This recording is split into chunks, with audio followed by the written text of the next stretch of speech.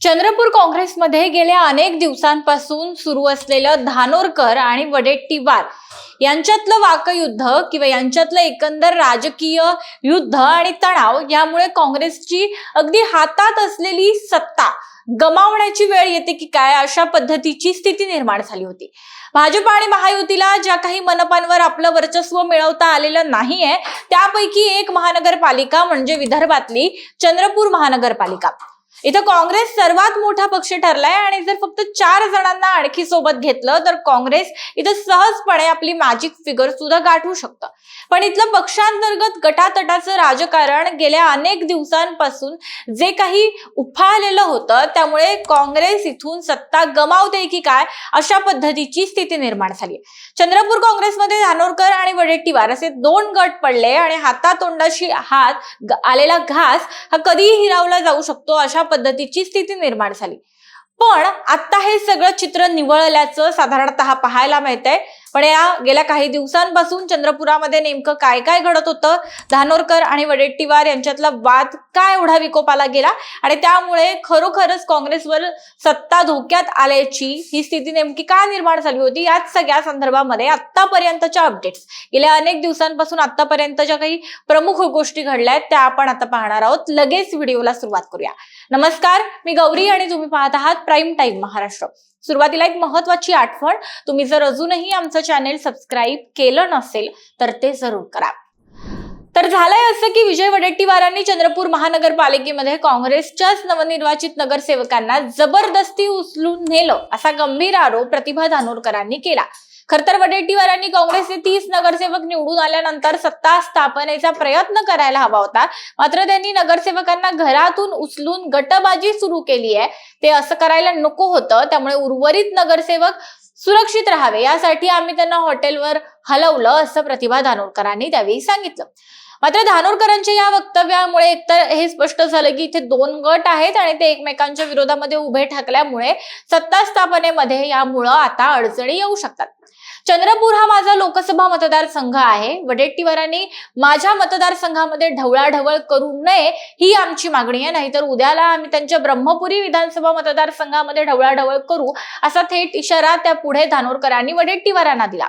इतकंच नव्हे तर आमची मागणी जर पक्षानं मान्य केली नाही किंवा पक्षाला आमची गरज नसेल तर आम्ही सामूहिक राजीनामे देऊ अशी शेवटची एक धमकी किंवा परखड भूमिका ही धानोरकरांनी घेतलेली पाहायला मिळाली।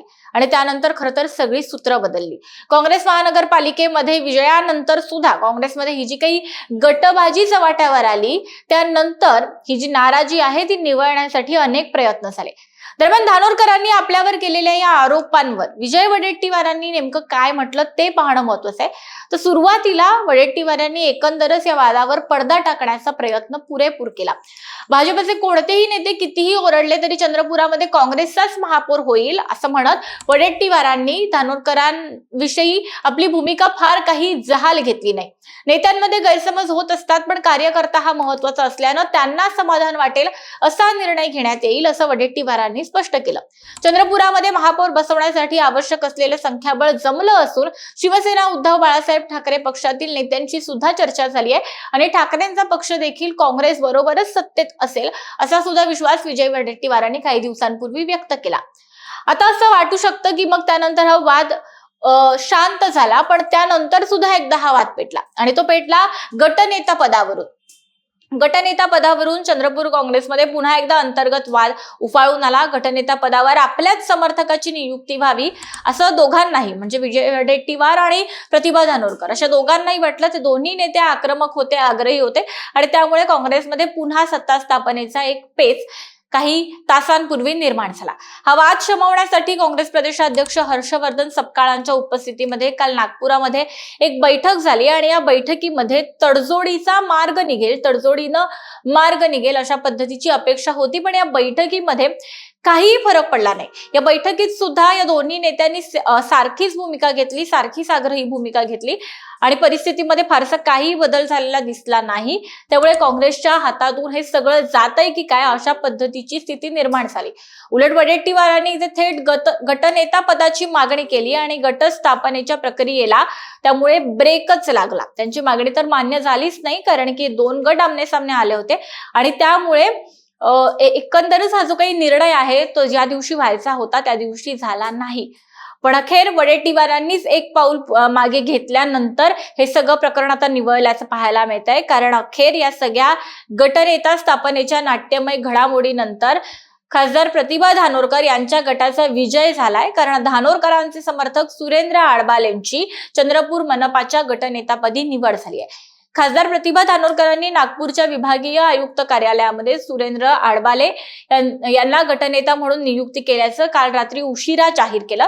शिवाय या सगळ्या वादाप्रकरणी वडेट्टीवारांनी मी म्हटलं त्याप्रमाणे सगळं धानोरकरांकडे सोपवत एक पाऊल आपलं मागे घेतल्याचं पाहायला मिळालं.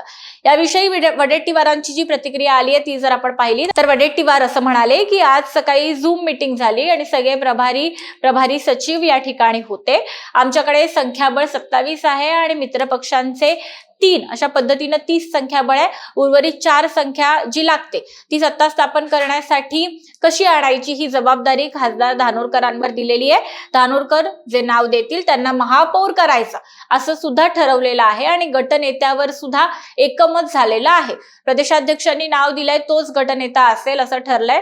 पण स्थायी समिती 5 वर्ष माझ्या बाजूने राहील असं सुद्धा ठरल्याचं वडेट्टीवारांनी सांगितलेलं आहे. त्यामुळे महापौर, गटनेता या सगळ्या गोष्टी आणि जे 4 आणखी नगरसेवक काँग्रेस सोबत आणायचे आहेत सत्ता स्थापनेसाठी किंवा मॅजिक फिगर गाठण्यासाठी ते काम धानोरकरांकडे आहे. आणि स्थायी समिती संदर्भातलं जो काही विषय आहे तो वडेट्टीवार यांच्याकडे सुपूर्द करण्यात आल्याचं वडेट्टीवारांनी स्वतः सांगितलं.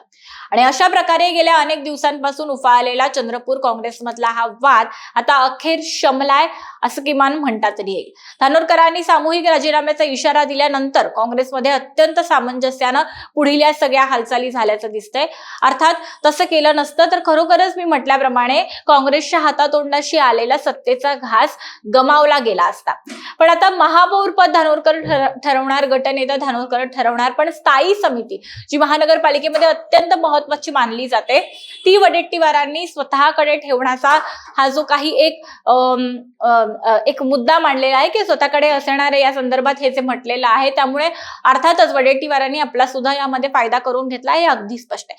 आता चंद्रपूर काँग्रेसमधील या नाट्यमय घडामोडीनंतर अखेर चंद्रपुरामध्ये चंद्रपूर महानगरपालिकेमध्ये काँग्रेसची सत्ता आता शांतपणे आणि आणखी कुठल्याही घडामोडी न होता बसणार का आणि त्यानंतरच पुढचा सगळा कारभार हा सुयोग्यपणे व्यवस्थितपणे चालणार का, हे गट तट हे आता विसरून गेले जाणार का या दोन्ही नेत्यांकडून आणि शांतपणे हे सगळं पुढचं काम होतंय का, राजकारण होतंय का, हे सगळं पाहणं महत्वाचं आहे. अर्थात या संदर्भातल्या सगळ्या बातम्या, सगळ्या घडामोडी आपण वेळोवेळी तुमच्यापर्यंत पोहोचवत राहू. चंद्रपूर मधल्या या सगळ्या घडामोडींबद्दल, दोन्ही नेत्यांच्या भूमिकांबद्दल आणि तिथल्या दोन्ही नेत्यांच्या ताकदीबद्दल, वर्चस्वाबद्दल आणि राजकारणाच्या पॅटर्नबद्दल तुम्हाला जर काही माहिती असेल, तुम्हाला जर काही बोलायचं असेल तर ते तुम्ही नक्की आमच्या कमेंट बॉक्समध्ये सांगा. आणि व्हिडिओ महत्त्वाचा वाटला तर लाईक करायला विसरू नका. धन्यवाद.